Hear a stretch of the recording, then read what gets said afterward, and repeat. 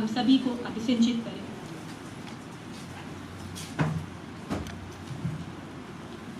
दो दिवसीय इस संगोष्ठी में मंच और सामने बैठे हुए शिक्षित, ज्ञानवान, विवेकशील, बुद्धिजीवी भाइयों और बहनों, नव वर्ष प्रारंभ हो रहा है। मैं उसकी शुभकामनाएं करता हूँ।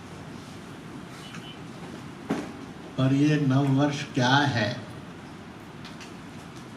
अपनी जरा ज्ञान की परतें खोलेंगे तो पढ़ने में आसान हो जाएगा।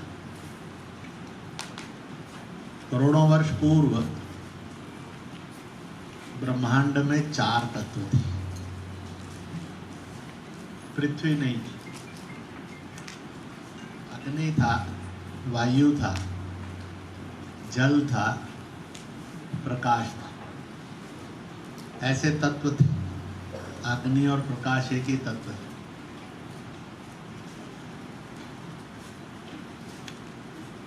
और एक सबसे श्रेष्ठ तत्व था जिसको आजन्मा कहते हैं, जिसको ना जन्म है ना मृत्यु है। कहते हैं दुनिया की सारी फिलॉसफीज कम और अधिक कहती है,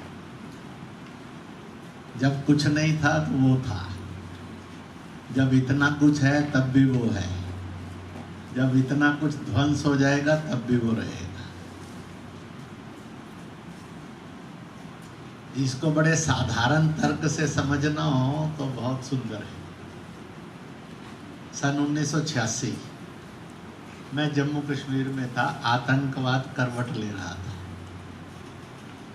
मैंने अपने जीवन का पहला हिंदुस्तानी मुसलमानों का एड्रेस किया था।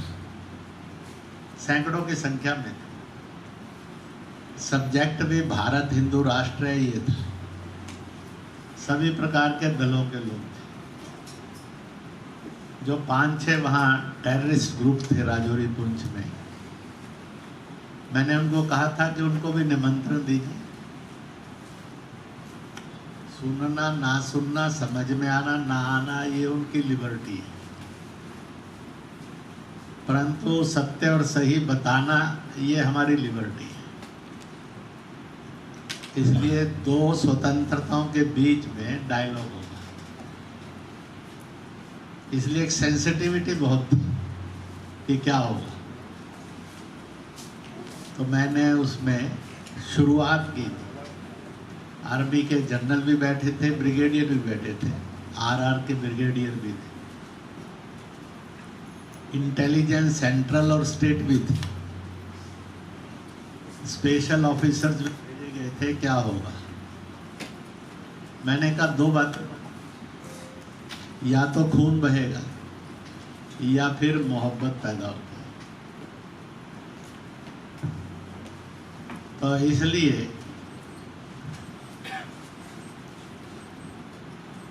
हजारों की संख्या में थे।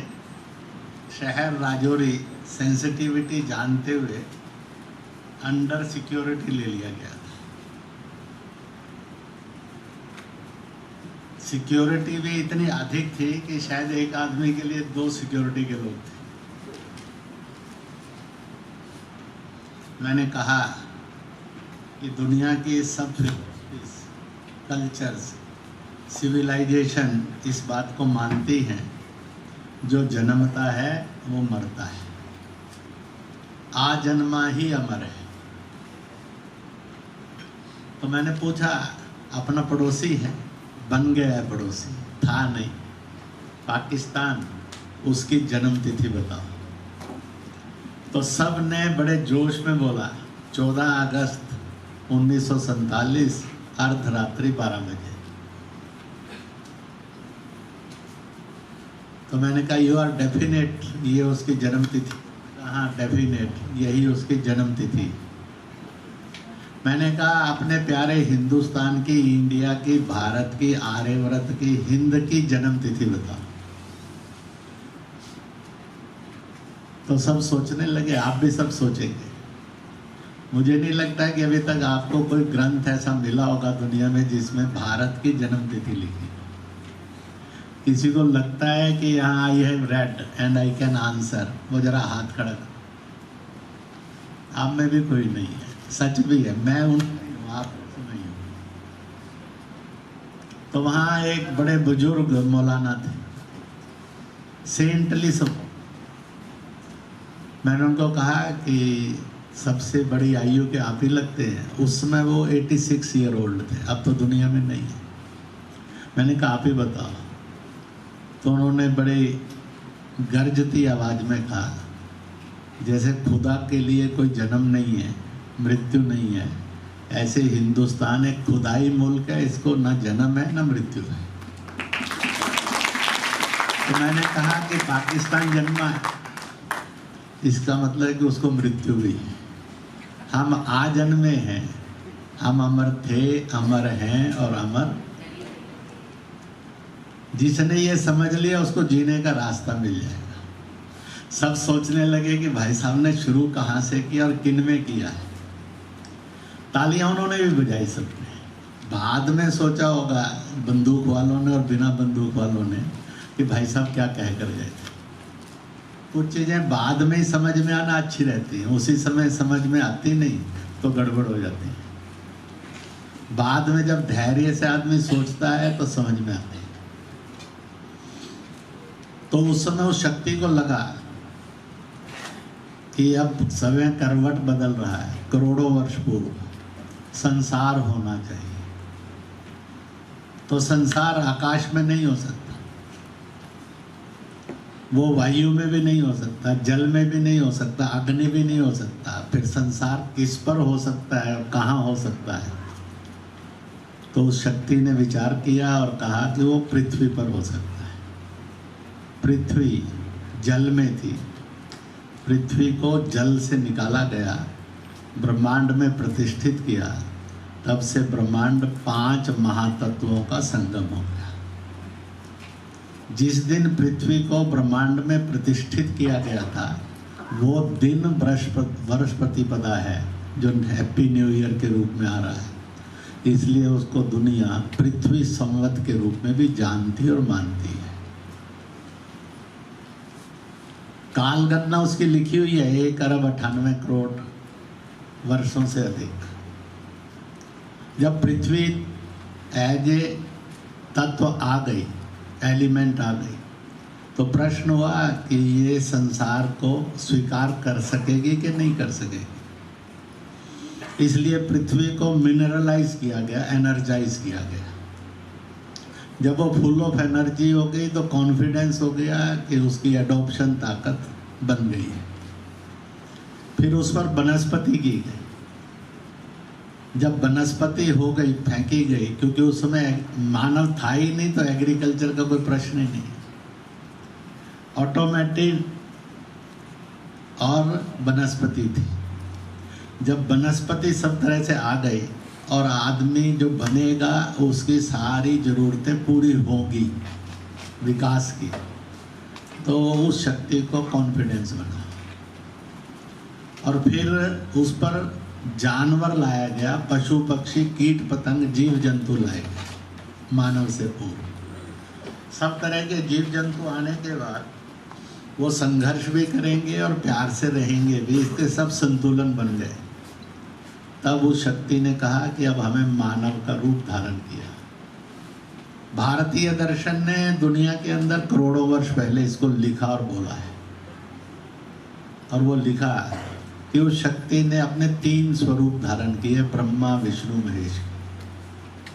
ब्रह्मा जो संचार करेंगे, जो निर्माण करेंगे, विष्णु जो पालन करेंगे, शिव जो उद्धार करेंगे।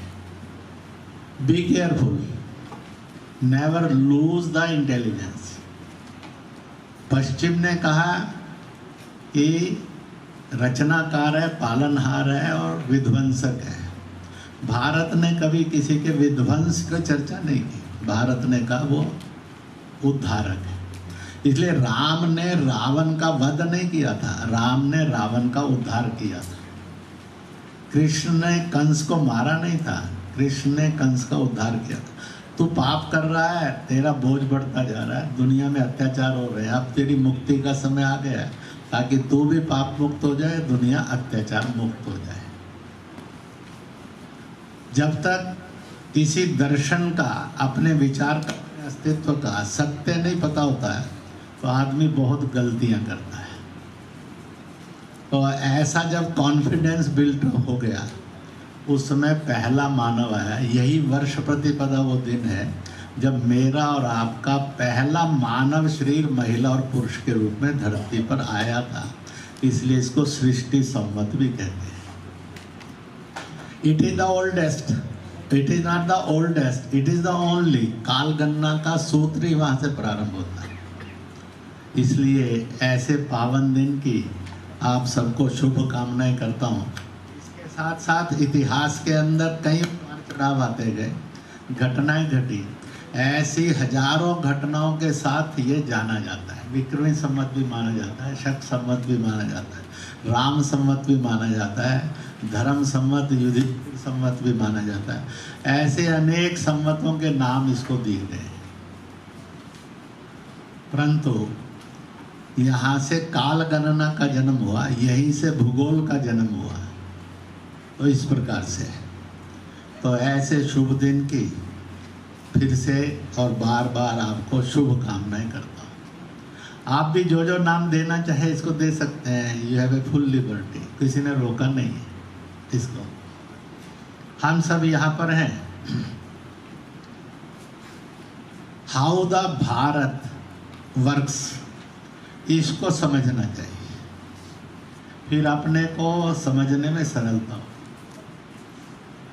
प्रश्न खड़ा हुआ कि जब संसार हो गया, मनुष्य आ गया, तो भूख मुक्त मानवता रहे, भूख से प्रताड़ित मानवता ना रहे। ये जब एक चुनौती खड़ी हुई भारत के सामने मानवता को लेकर, तो उसकी खोज की। और खोज करते समय एक बड़ा सुंदर साधारण नियम दिया, और वो ये दिया, डू द एग्रीकल्चर, आप किसानी करिए, उसमें से जो निर्माण होगा, यू क्रिएट द फूड, उसमें से भोजन निर्माण करिए, भोजन को प्रसाद में बदल दीजिए, दुनिया भूख मुक्त हो जाएगी और दुनिया में अनाज की बर्बादी, भोजन की बर्बादी नहीं होगी, वो रुक जाएगी। अब चुनौती थी भूख। उस चुनौती का उत्तर केवल सरकार को नहीं देना है, केवल चंद इंटेलेक्चुअल्स को नहीं देना है, पूरी मानव जाति को देना है, और मानव जाति को ही देना है। इसलिए इस प्रकार का विचार किया गया तो सॉल्यूशन निकला। इसलिए आप देखिए, भोजन और प्रसाद में फिजिकल फिनोमेना में कोई परिवर्तन नहीं है। वही चावल है, वही चावल है, वही रोटी है, वही रोटी है, वही मिठाई है, वही मिठाई है, वो भोजन भी है। परंतु जब प्रसाद में बदलती है तो psychology changes, behaviour changes, constitution changes, constitution बदलता है। मैं और आप बैठे हैं, भोजन नीचे गिर जाए तो कहते हैं ये गंदा हो गया, इसको फेंक दीजिए। और अगर वही प्रसाद रूप में हाथ में और वो गिर जाए तो हम कहते हैं हमें पाप लगेगा, झुकते हैं, मिट्टी से ओत-प्रोत प्रसाद को उठाते हैं, साफ करते हैं और खा लेते हैं, वेस्ट नहीं करते।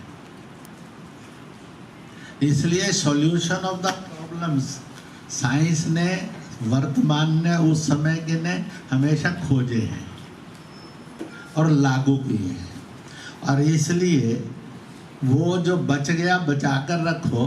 क्यों बचाकर रखो? इसलिए नहीं कि हमें शहंशाह होना है, बचत इसलिए नहीं करनी। बड़ा संकट आएगा इसलिए नहीं करनी है, इसलिए करनी है क्योंकि we are giving a with new philosophy जो हमने दी थी, अतिथि देवो भव। दुनिया के अंदर किसी फिलॉसफी में अतिथि को, मेहमान को देवता मानने का प्रचलन नहीं है। We are the only custodian of that philosophy कि हमने अनजान आया, जानते नहीं हैं तो भी विश्वास किया, और विश्वास करने के बाद उसको अपने पास रखा, उसको अन्न भी दिया, निवास भी दिया, और इस विश्वास से कि ये कभी धोखा नहीं देगा। हमने मनुष्य का सोचते समय उसको बाई फॉल्ट नहीं विचार किया कि ये साला चोर है, ये बेईमान है। हमने विचार किया ये ईमानदार है, अच्छा आदमी। Basically it is our thought process, so we are great in the world. हमारे इस थॉट प्रोसेस और इस बिहेवियर प्रोसेस के कारण विश्व ने कहा भारत पूजनीय है, इसलिए इट इज़ लाइक ए गुरु। यह गुरु है। अब इस गुरुपन के अंदर आज के युग में एक गाना भी बन गया, सारे जहां से अच्छा हिंदुस्तान हमारा। आज चुनौती है पूरे विश्व को, आप डंके की चोट से दे सकते हो।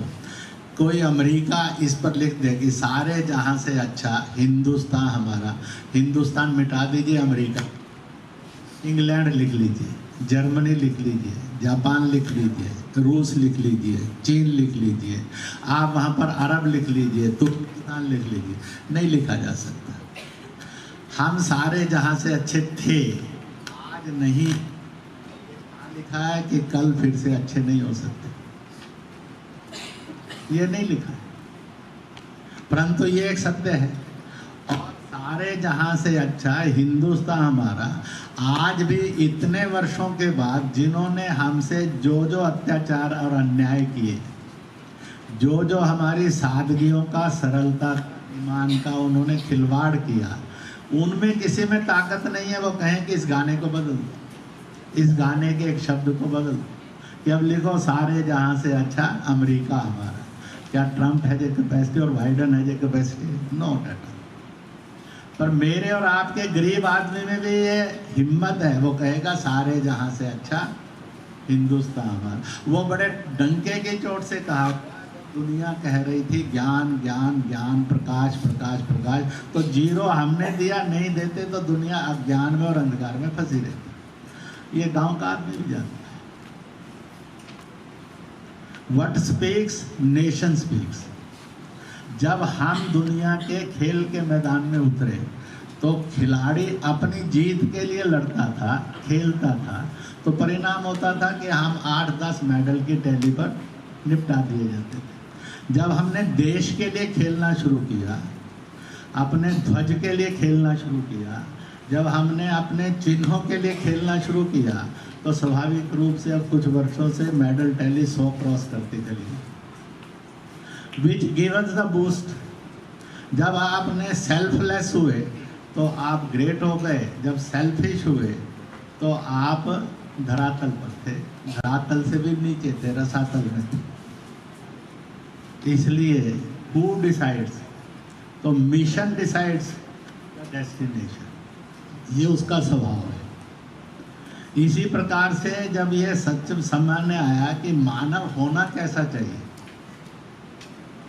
वो खाएगा पिएगा कमाएगा रहेगा, ये सब तो जरूरी है, फिर भी कैसा होना चाहिए, तो सारी दुनिया में एक बड़ा प्रिंसिपल ले डाउन किया गया। और वो प्रिंसिपल क्या ले किया गया? तो घर घर के अंदर बोला जाता है, क्या लेकर आए थे, क्या लेकर जाएंगे, खाली हाथ आए थे, खाली जाएंगे।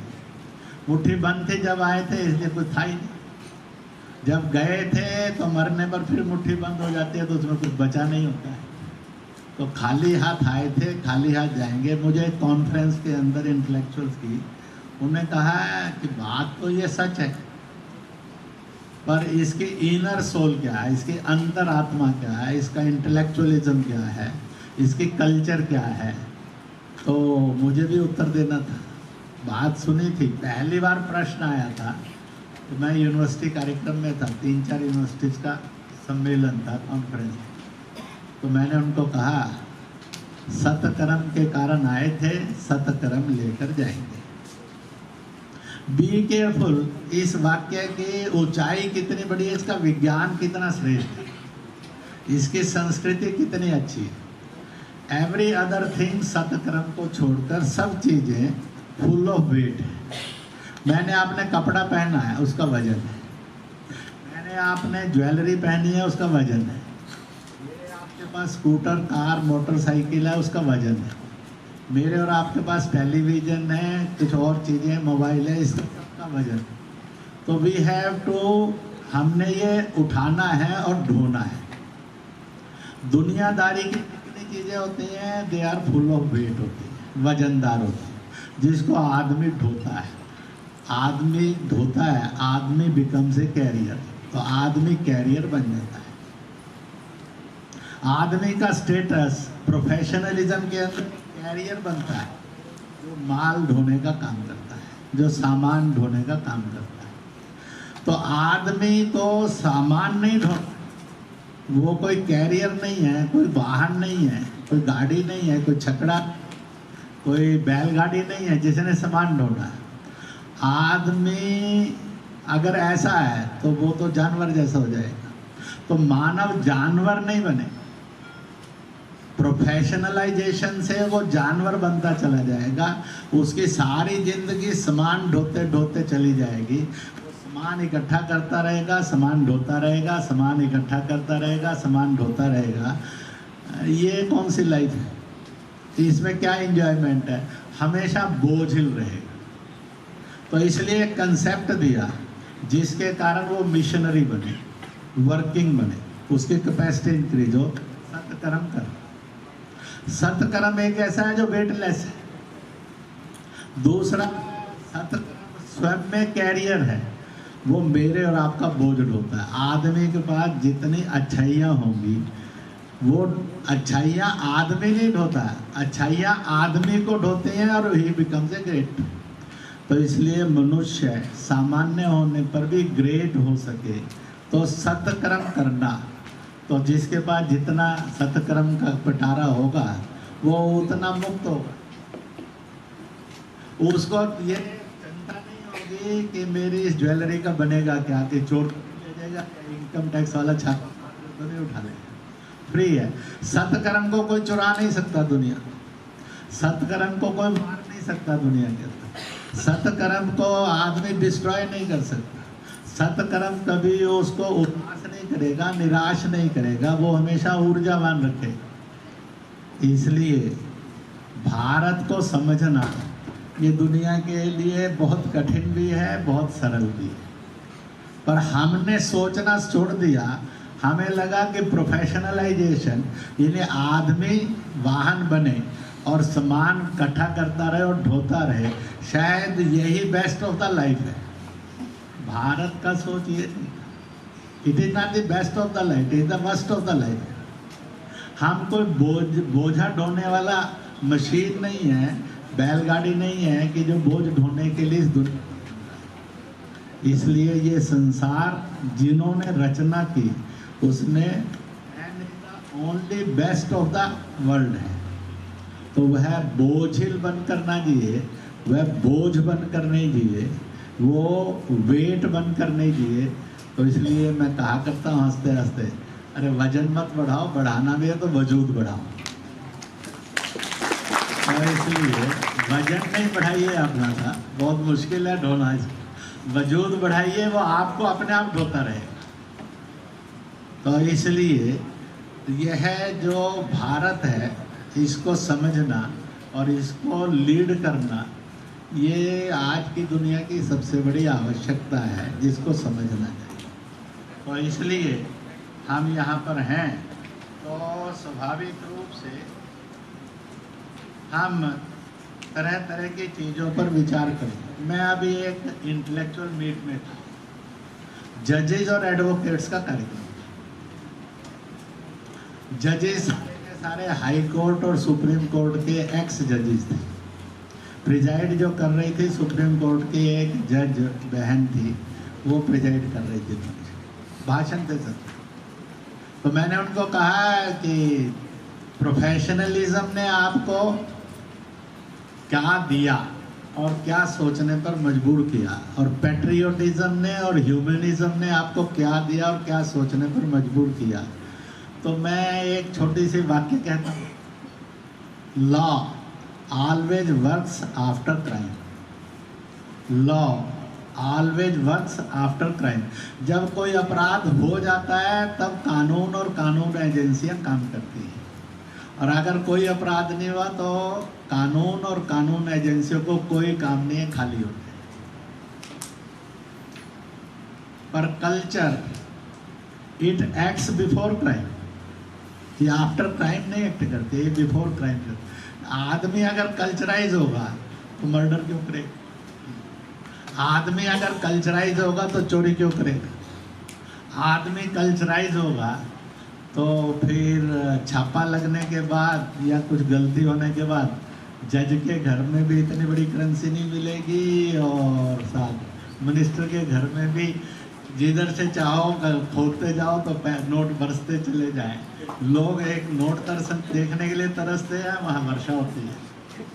तो आखिरकार वो जल भी रहे हैं, लुट भी रहे हैं और हो भी रहा है। तो आखिरकार उनको दुनिया के अंदर कोई ये थोड़ी मानेगा कि ये बड़े अच्छे लोग हैं। आखिरकार उस बोझ ने उसको दिया क्या? बैड नेम ही तो दिया ना, गुड नेम तो नहीं दिया। प्रोफेशनलाइजेशन आदमी को बैड नेम देती है, पैट्रियोटिज्म उसको गुड नेम देता है। तो इसलिए भारत के अंदर ये सोच थी। इसलिए मैंने कहा कि ये कहाँ से आया। राम राज्य के अंदर कल्चर पहले चलती थी, इसलिए क्राइमलेस आदमी मिलता था, क्राइमलेस करैक्टर मिलता था, क्राइमलेस बिहेवियर मिलता था, क्राइमलेस जो था एटमॉस्फेयर मिलता था। तो लॉ मशीनरी को बड़ा कम काम करना पड़ता था क्योंकि क्राइम्स ही नहीं होते थे। मुझे ध्यान में है इन 1974 मैं बद्री केदारनाथ की यात्रा के लिए माता पिता के साथ गया था। संघ का प्रचारक बन गया था। मैंने सन 70 में mechanical engineering Punjab engineering college Chandigarh से पास आउट किया।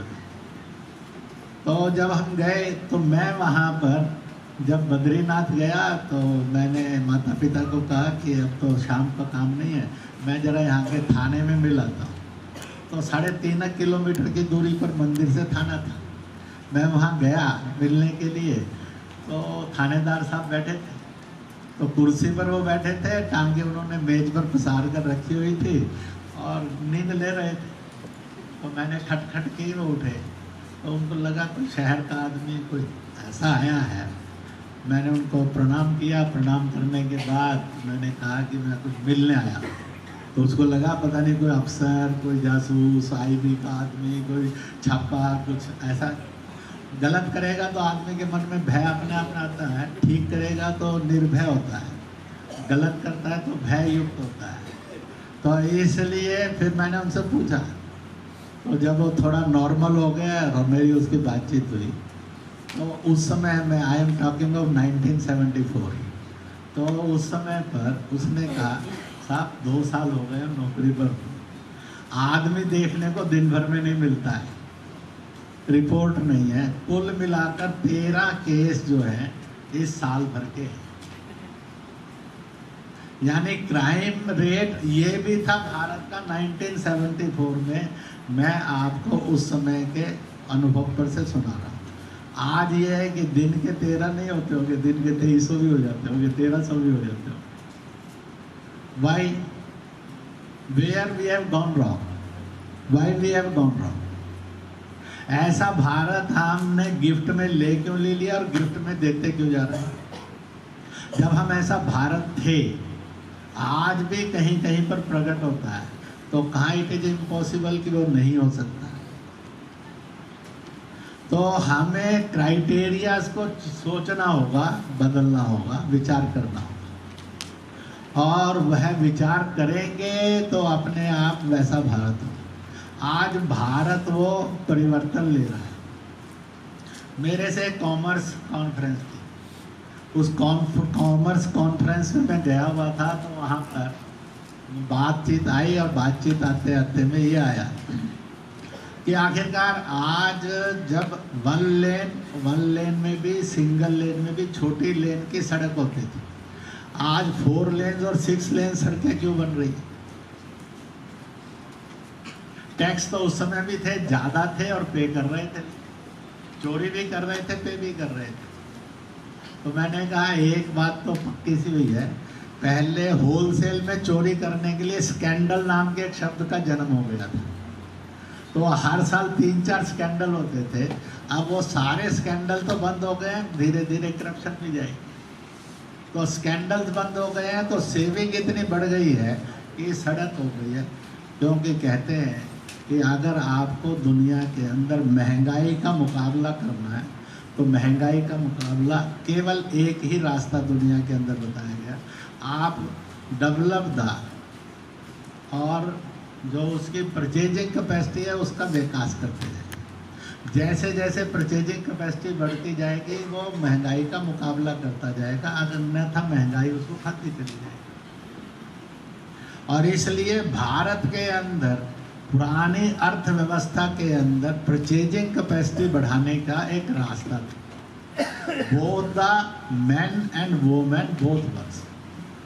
मैन जो था वो कमाता था, महिला जो थी घर की वो सेविंग मशीन थी। इसलिए वो कहती थी कि बेटा चिंता मत कर, 8 त्योहार आएंगे, मिठाई घर में मैं तैयार कर दूंगी, मिठाई का खर्चा बाहर का बच जाएगा, शुद्ध भी होगी, स्वादिष्ट भी होगी, अपनी भी होगी। इसलिए बाजार के अंदर मिठाई कम बिकती थी, घर के अंदर भी बनती थी। वो कहती थी आज चले जाओ बाजार के अंदर। मैं मुंबई गया हुआ था तो एक स्वेटर शोरूम पर गए तो हाथ का बना हुआ स्वेटर 3500 का था, मशीन पर बना हुआ स्वेटर जो था वो 1000 रुपये का। तो उस समय वो साल के अंदर 4 स्वेटर और बुनी देती थी। She is a saving, working as a saving. तो मैंने एक बार पूछा एक से, उन्हें कहा था पुरुष अगर 2 लाख रुपया कमाता था तो महिला 1.5 लाख रुपया बचाती थी, मिलकर घर का संचालन करते थे। हमने पश्चिम की हवा इतनी तेज गति के साथ हमने कहा क्या ये औरत इस बात के लिए है कि स्वेटर बुनती रहे, क्या इसके लिए है कि मिठाई बनाती रहे, क्या इसके लिए अचार चटनी डालते रहे। आज हमें इनके स्टार्टअप बनाकर दुनिया के अंदर शुरू कर, ऑटोमेटिक स्टार्टर थे, कोई सरकार को स्टार्टअप बनाने की जरूरत ही नहीं थी। हिंदुस्तान की हर महिला के बारे में 1975 के अंदर महाकुंभ प्रयाग के अंदर विदेशियों ने एक वाक्य लिखा था। उन्होंने भारत के लगभग प्रयाग के अंदर ही, कहीं बाहर नहीं गए वो 100 के लगभग महिलाओं को मिले। ओल्ड एज थी, फ्रॉम 60 to 80 ईयर्स, 85 ईयर्स थी। और लिखते समय फिर उन्होंने कहा every Indian woman seems to be a MA in philosophy. एक ने लिखा MA इन होम साइंस, एक ने लिखा MSc इन सोशल रिलेशनशिप, एक ने लिखा शी डॉक्टर वैद्यराज। तो उसने, किसी ने कहा कि वो वैद्यराज है, किसी ने कहा कि वो होम साइंस के एक्सपर्ट है, किसी ने कहा फिलोसफिकल है, किसी ने कहा साइकोलॉजिकल है, किसी ने कहा उसका घर सजाने के तरीके बड़े अच्छे हैं। अब वो किसी यूनिवर्सिटी में जाकर नहीं पढ़े, पर थे कि नहीं थे। मेरे और आपका सिर दर्द डॉक्टर ने थोड़ी ठीक किया है, माँ ने मालिश करके ही ठीक किया है। और आज भी वही काम आती है, डॉक्टर रह जाता है। पर डॉक्टर होना कोई खराब बात नहीं है, परंतु डॉक्टर आश्रित होना। इसलिए एक ने प्रश्न किया बच्चे ने, too much doctor it is a good sign और it is a bad sign. Too much of lawyer and जजेस and courts it is a good sign और it is a bad sign. तो कहते हैं जब आदमी की आदतें खराब हो तो झगड़ा करेगा, आदतें खराब हो तो अनाप शनाप खाएगा, बीमारी भी बढ़ाएगा, झगड़े भी बढ़ाकर कोर्ट भी बढ़ाएगा। तो symbol of progress, symbol of prosperity, उसके इनिशिएटिव्स क्या हैं। कभी भारत ने इनिशिएटिव्स इस पर रखे थे, कभी दुनिया के इनिशिएटिव वो बदल गए। और इसलिए आज 2047 का विकसित भारत, हर आज डॉक्टर होना ये विकसित भारत का लक्षण होगा या कुछ और सोचना होगा। हर मोहल्ले में कोर्ट होना चाहिए, ये विकसित भारत का डिजाइन होगा, या कोर्ट मिनिमम होने चाहिए, विकसित भारत का डिजाइन होगा। इस देश के अंदर इस बात को भी सावधानी से रचना चाहिए और जो रास्ता दुनिया को दिखाना है। जाति उपजातियां रहेंगी, वर्गीकरण हमेशा रहेगा, क्योंकि वर्गीकरण करने से ही मैनेजमेंट होता है। वर्गीकरण नहीं करेंगे, डिस्ट्रीब्यूशन ऑफ द ड्यूटीज नहीं करेंगे, तो कंट्रोल नहीं होगा, डिसिप्लिन नहीं आएगा, मोरालिटीज नहीं आएगी। परंतु प्रश्न खड़ा होता है कि जातियाँ होना ये बुरी, पर जातियों में छुआछूत होना ये कैंसर है। तो हमने जाति को कैंसर के रूप में बदलना है कि जाति को प्यार के रूप में बदलना है। यानी हमने उसको वर्ग का वर्गीकरण में मानना है या हमने उसको छुआछूत के रूप में मानना है। हमने छुआछूत के रूप में माना तो कैंसर हो गया। हमने उसको वर्ग वर्गीकरण मानता, वर्ग वर्कशिप मानकर माना होता तो वही हेल्दी हो जाता है, समाज के अंदर छुआछूत मुक्त समाज हो जाता है। विकसित भारत वह वर्गेज वर्कशिप के रूप में वर्क करेगा या वह जातियों के छुआछूत के रूप में वर्क करेगा। तो छुआछूत मुक्त होना चाहिए भारत, ताकि दुनिया को उससे मुक्ति का रास्ता दिखा सके। लोगों में पूजा पद्धतियाँ रहेंगी, आप पूजा पद्धतियाँ कभी रोक नहीं सकते। पूजा पद्धतियाँ और भी बढ़ेंगी, बार बार बढ़ेंगी, नए नए ढंग की बढ़ेंगी। अब पूजा पद्धतियाँ होनी चाहिए, पर पूजा पद्धतियों में कट्टरता आकर तनाव आना और हिंसा आने की क्या जरूरत है। भाई तुझे होली खेलनी है तू होली खेल, तुझे नमाज अदा करनी है नमाज अदा कर, तुझे गुरु पूर्णिमा मनानी है तो गुरु पूर्णिमा में। ये कहाँ लिखा है कि लड़कर मना, और ये कहाँ लिखा है कि दूसरे की निंदा, ये कहाँ लिखा है कि इस बंटवारे को बना कर दी। इसलिए पूजा पद्धतियाँ की वैरायटी का प्रॉब्लम नहीं है, पूजा पद्धति की वैरायटी में जो छुपा हुआ अपराध और अहंकार है जो आदमी को हिंसा देता है उसका प्रॉब्लम है। मैं और आप मिलकर एक इन्वेंशन करते हैं बैठे बैठे, तो पहला क्वेश्चन है हमें पूरे जगत के अंदर ढूंढना है रेजिडेंस ऑफ एंगरनेस, क्रोध का निवास स्थान बताओ। हमने ढूंढना है नफरत, हेट्रेडनेस, रेजिडेंस ऑफ हेट्रेडनेस है तो है जगत के अंदर, क्रोध भी है नफरत भी है। एड्रेस ऑफ एब्यूजिंग, गाली देना, गाली देना तो है। अगर यहाँ पर कोई कार्यक्रम रख लिया जाए गाली की प्रतियोगिता का, तो मैं और आप सब इनाम तो जीत ही सकते हैं, नहीं तो सर्टिफिकेट तो मिल ही जाएगा, क्योंकि सब हैं दुनिया में गाली देना जानते हैं। देते नहीं है ये सुधार है, पर देना जानते हैं ये। परंतु why we have love to the bad nature. अब इन सब का रेजिडेंस ढूंढिए, तो रेजिडेंस कहाँ है? Every human body is a residence for that. तो जितनी अविद्या है, जितना अज्ञान है, जितना अंधकार है, जितनी अविवेकशीलता है, वह सारे का रेजिडेंस जो है ह्यूमन बॉडी है, ह्यूमन माइंड है, ह्यूमन हार्ट है। तो फिर आप दुनिया में परिवर्तन कैसे लाएं?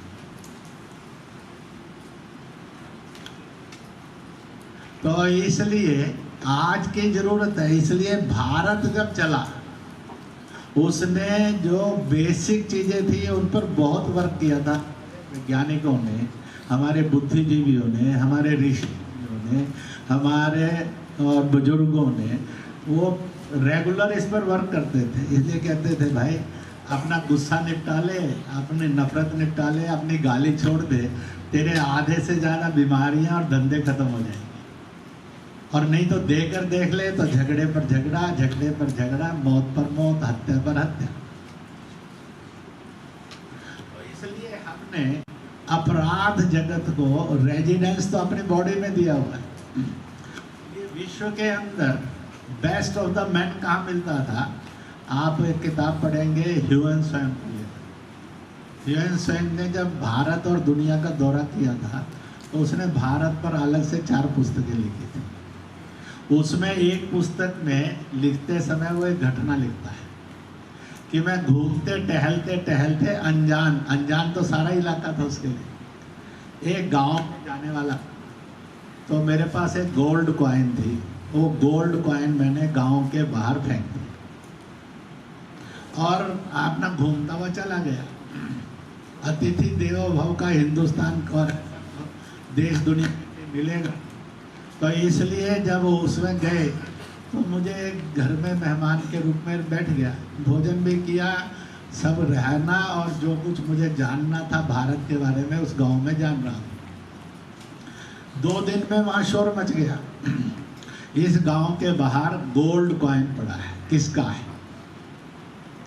तो 8, 10, 15 गांव में ढिंढोरा पीटा। लोग आए, किसी ने उसको छुआ नहीं, देखा और गए। संकट खड़ा हो गया कि ये गोल्ड कॉइन आए किससे।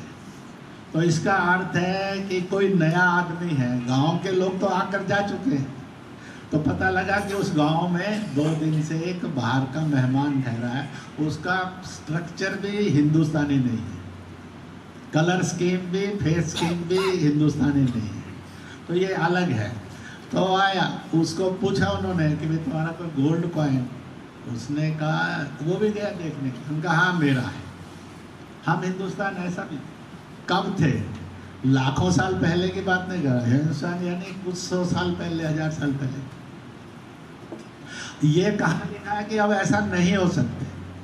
अगर हम वैसा थे तो कौन सा भूख से मरते थे? क्या कोई हमारे पास सुविधाएं नहीं थी? हमारा यशोगान नहीं था दुनिया में, हमारी प्रोग्रेस नहीं थी दुनिया में। हम सब तरह की साइंसेस की यूनिवर्सिटी से ओतप्रोत थे। तो इसलिए जब पूरी दुनिया के अंदर 18 विश्वविद्यालय थे, 17 विश्वविद्यालय बिलोंग्स टू भारत।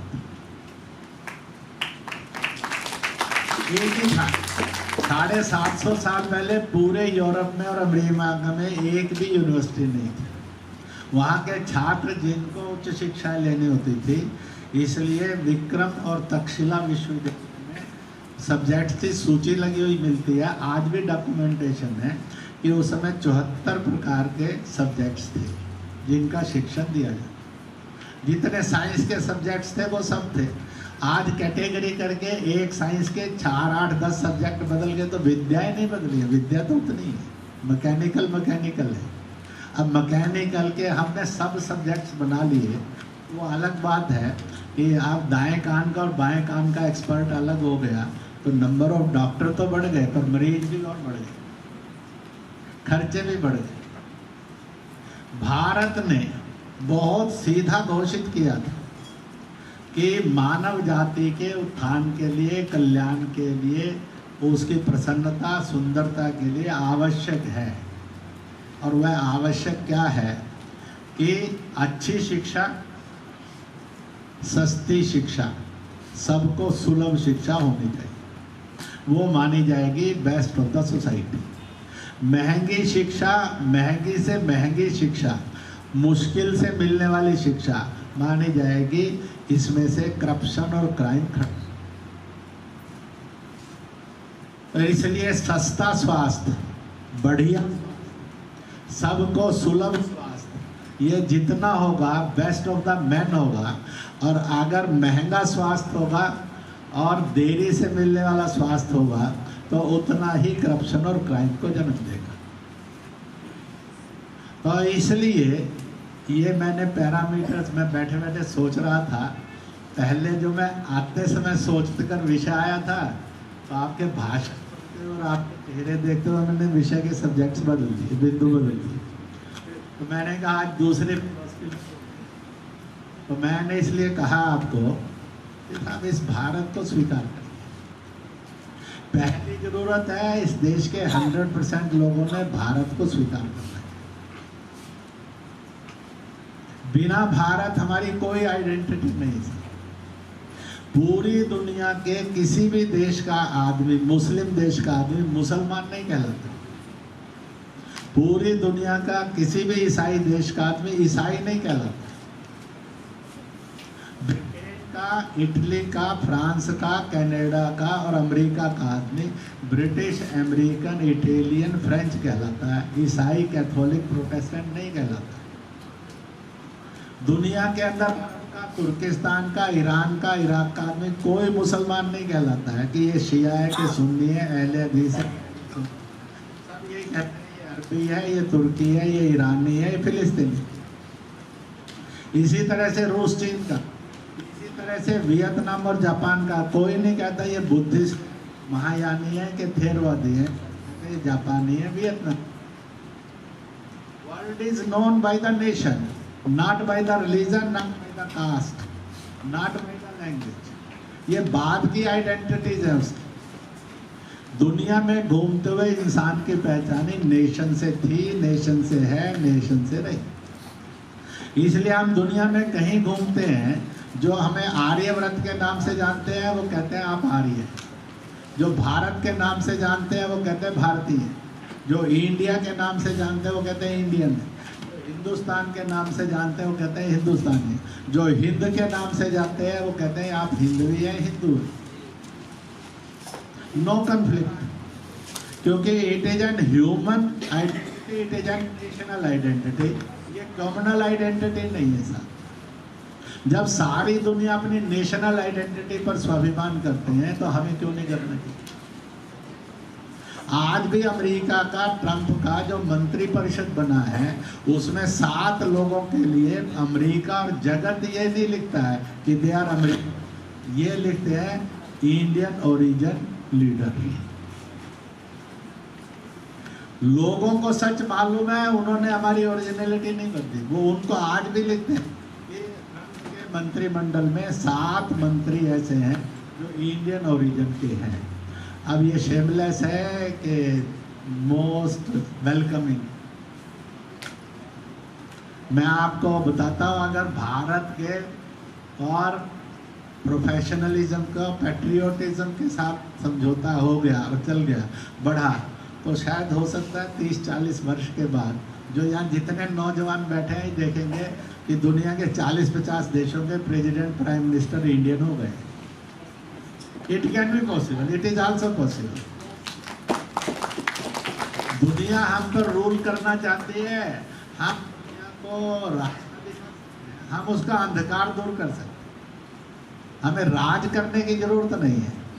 दुनिया में व्याप्त अज्ञान है, अंधकार है, उसको प्रकाश में बदलने की जरूरत है, उसको ज्ञान में बदलने की जरूरत है।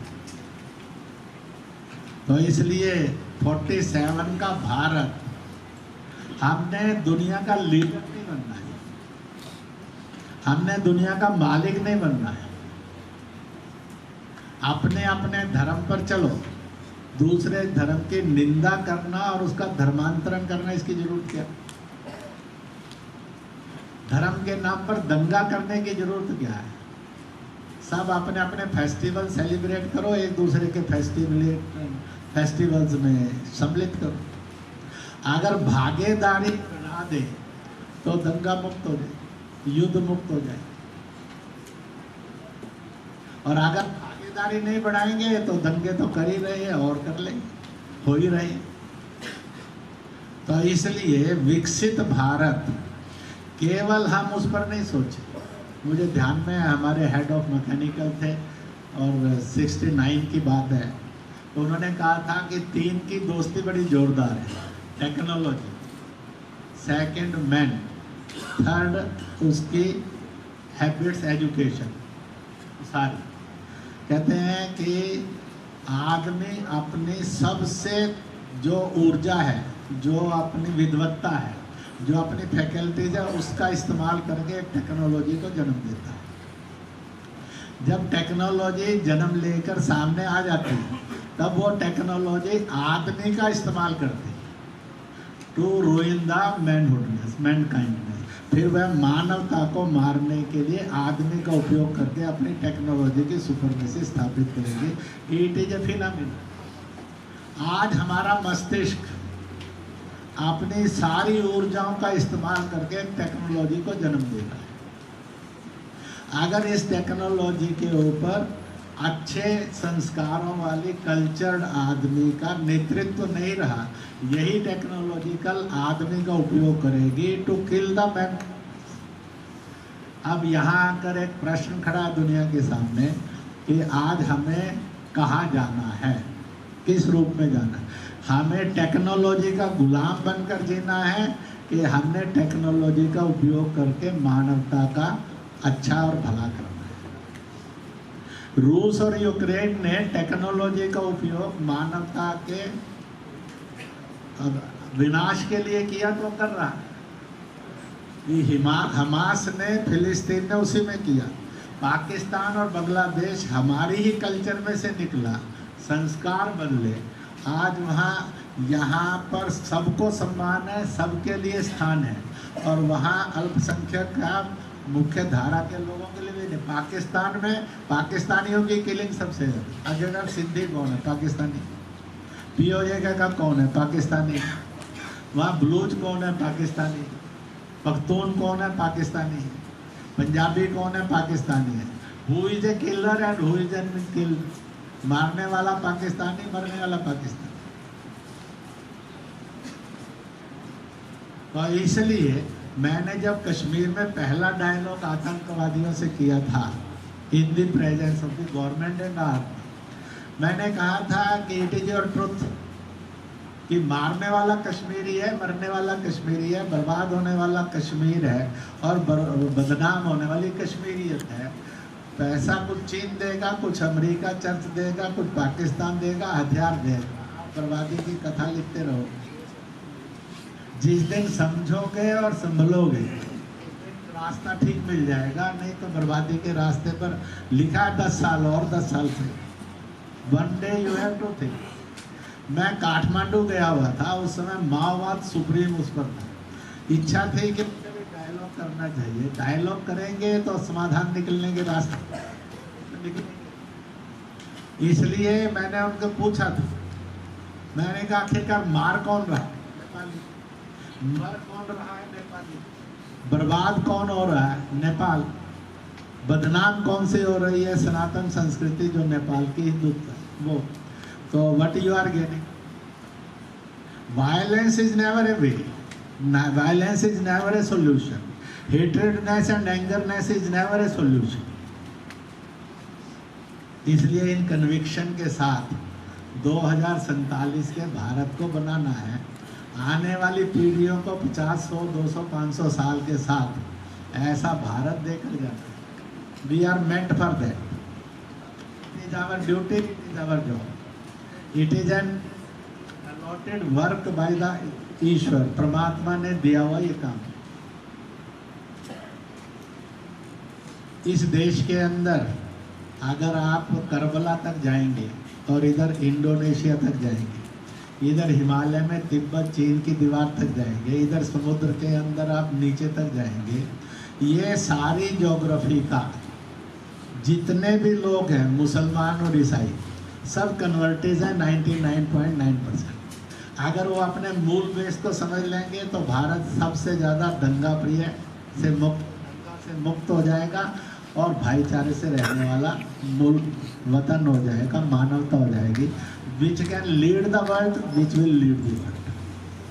अगर अफ्रीकन यूनियन हो सकता है तो फिर करबला से लेकर इंडोनेशिया तक, चीनी दीवार से लेकर और समुद्र तक इंडियन यूनियन क्यों नहीं हो सकती? युद्ध जरूरी है, लेकिन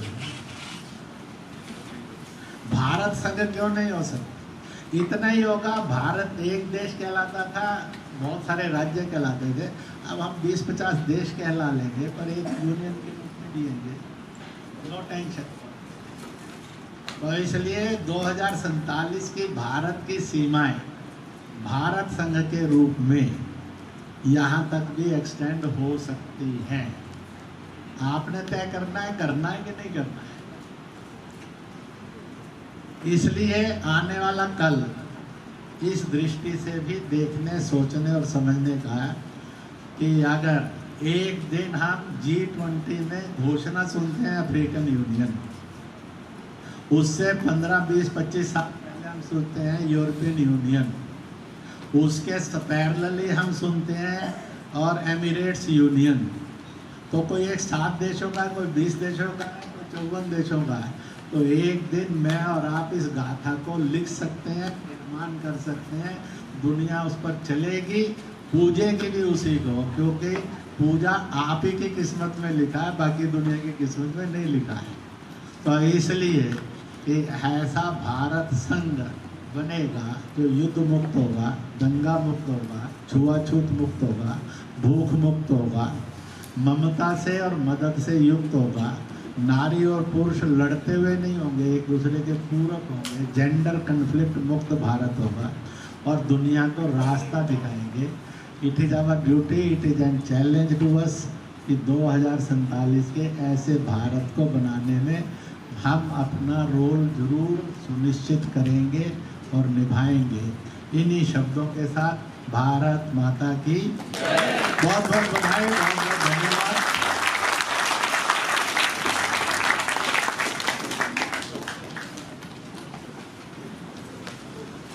आदरणीय भाई साहब,